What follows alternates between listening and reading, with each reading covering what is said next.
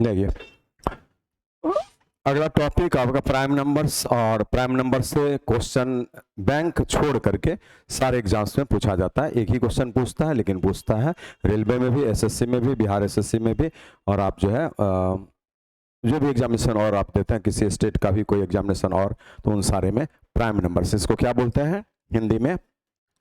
अभाज्य या रूढ़ संख्याएं। अर्थ क्या निकला है कि नंबर्स तो बहुत तरह का होता है। जैसे बोलते हैं नंबर्स क्या होता है, real numbers, unreal numbers, imaginary numbers, है ना। उसके बाद में नंबर्स में ही इंटीजर्स आता है, होल नंबर्स आता है, बहुत तरह का नंबर आपका, रेशनल, इरेशनल, वो सारा कंपोजिट नंबर्स, प्राइम नंबर्स, है ना।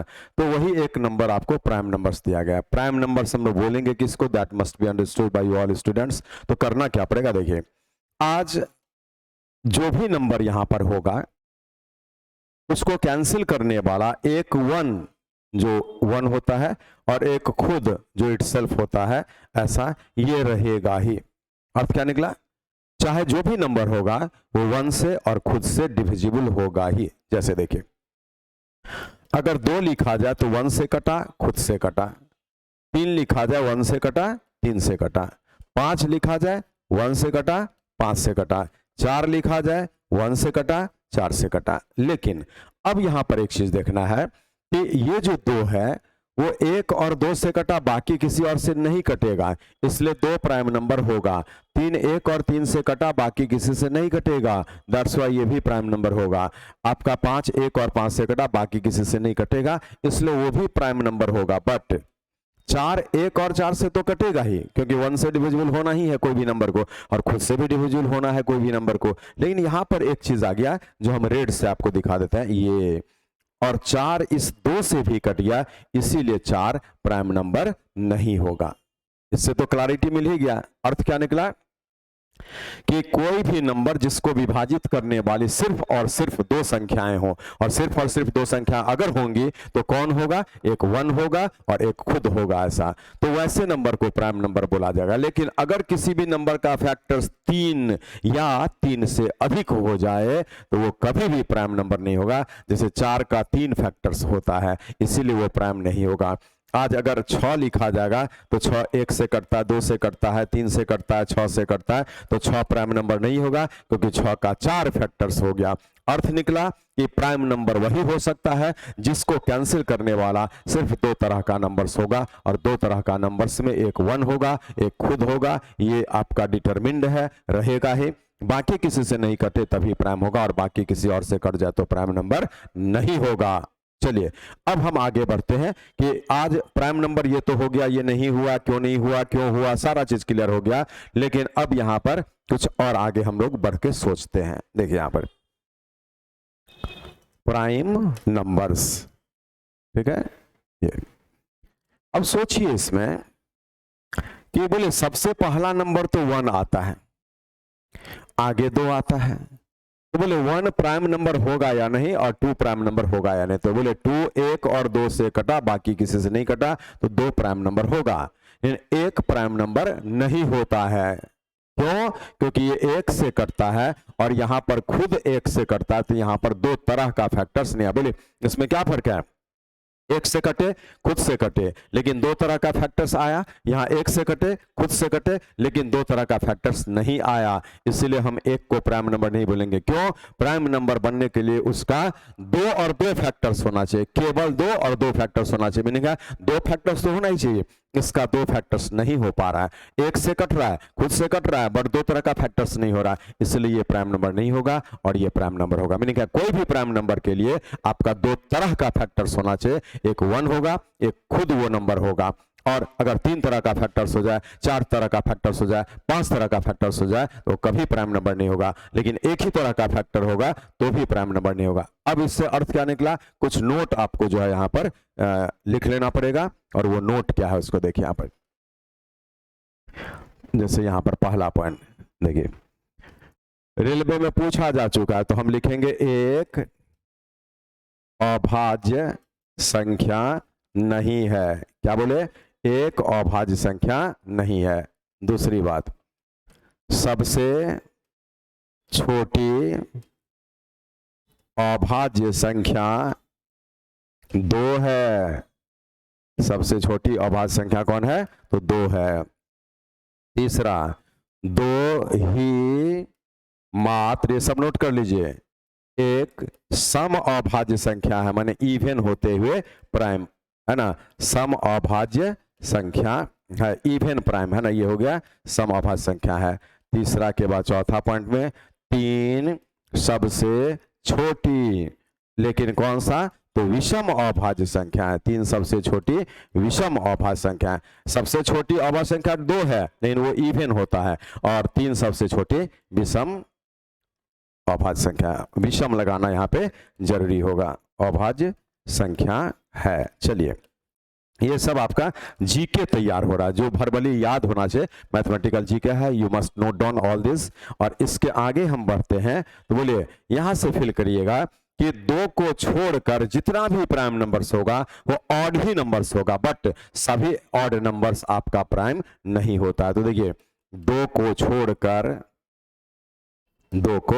छोड़कर सभी अभाज्य संख्या विषम होगा, है ना। कैसा होगा? ऑड, विषम होगा। अर्थ क्या निकला कि 2 को छोड़कर जो अभाज्य आप बोलेंगे, जो भी बोलेंगे, वो ऑड नंबर ही होगा, विषम होगा, बट सभी विषम माने सभी ऑड अभाज्य नहीं होता है, सभी विषम अभाज्य नहीं होता है, ठीक है, अभी अभाज्य नहीं होता है ये चीज। अब आगे हम बढ़ते हैं, देखिए छठा पॉइंट, 1 से 25 तक, 1 से 50 तक, 1 से 75 तक, 1 से 100 तक में कितनी अभाज्य संख्या है ये याद कर लीजिएगा। बोले 1 से 25 तक में 9 प्राइम नंबर्स होता है, फिर यहाँ पे 15 प्राइम नंबर्स होता है, यहाँ पे 21 प्राइम नंबर्स होता है, और यहाँ 25 प्राइम नंबर्स होता है। आपसे 1 से 100 तक कितनी अभाज्य संख्या है ये बहुत बार पूछा जा चुका है, तो आपके प्रश्न का आंसर हो जाएगा इस जगह पर 25 अभाज्य संख्या। अब देखिए अभाज्य होता कौन कौन है उसको फिल करिएगा। तो देखिए अभाज्य कौन कौन है, देखिए 2, 3, 5, 7, 11, 13, 17, इस प्रकार से 19, 23, 29, 31, है ना, ये सभी आपका अभाज्य संख्या है। 37, 41, 43, है ना, 47, 53 एंड सो ऑन, ऐसा।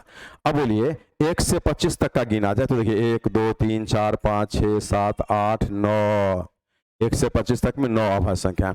1 से 50 तक गिनिए 10, 11, 12, 13, 14, 15, तो देखिए 1 से 50 तक में 15 अभाज्य संख्या एंड सो ऑन, ऐसा। तो ये आपका जो है ना कुछ प्राइम नंबर शुरू से लिखा गया। अब आइए प्राइम नंबर्स के सीक्वेंस को देखिए, तो इसमें कोई सिस्टम नहीं है। जैसे इवन नंबर्स में सिस्टम है, ऑड नंबर्स में सिस्टम है, नेचुरल नंबर्स में सिस्टम है। कैसे बोलते हैं? नेचुरल नंबर्स 1, 2, 3, 4, 5, 6, एक एक का अंतर, और इवन नंबर्स 2, 4, 6, 8, 2, 2 का अंतर। ऑड नंबर्स 1, 3, 5, 7, 2, 2 का अंतर। तो इवन ऑड नेचुरल में गैपिंग सर्टेन है, सेम है, इक्वल है, उसको अरिथमेटिक प्रोग्रेशन पर ले जाया गया। मैंने कहा एक रिसर्च हो गया एपी का, क्योंकि सिस्टमेटिक था। यानी बोलिए अनसिस्टमेटिक है, देखिए यहाँ 1 बढ़ा, यहाँ 2 बढ़ा, यहाँ 2 ही बढ़ा रह गया, यहाँ 4 बढ़ गया। अनसिस्टमेटिक ग्रोथ अगर होता है तो उसका कैलकुलेशन के लिए कोई रिसर्च नहीं हो सकता है, कोई सिस्टम नहीं बन सकता है। इसीलिए आपसे कोई बोल दे कि 500 तक में कितनी अभाज्य संख्या है, तो कितना भी मैथ्स मजबूत हो तो आप किसी फॉर्मूला से उसका आंसर नहीं दे सकते हैं, उसको सेलेक्ट ही करना पड़ेगा इस प्रकार से और काउंट करना पड़ेगा। इसलिए ये बात याद करा दिया गया।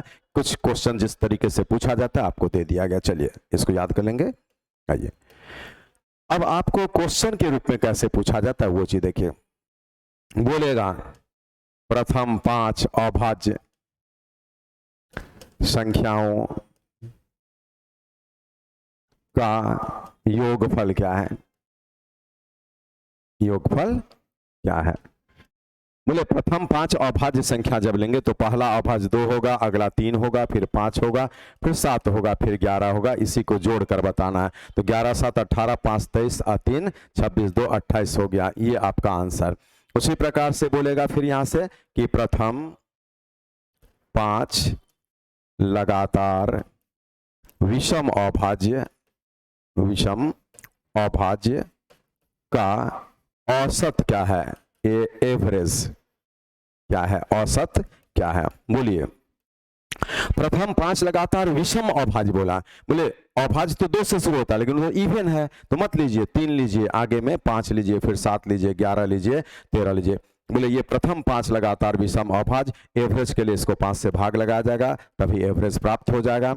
अब ये क्या है? 13, 11, 24, 7, 31 और 5, 3, 8, 39। 39 को 5 से भाग लगा देंगे तो 7.8 आपके इस प्रश्न का आंसर। ये भी क्वेश्चन पूछा गया है और ये भी क्वेश्चन पूछा गया है, और बाकी सबसे छोटी अभाज्य संख्या कौन सी है वो भी पूछा गया, तो उत्तर होगा 2। सबसे छोटी विषम अभाज्य संख्या कौन सी है? उत्तर होगा 3।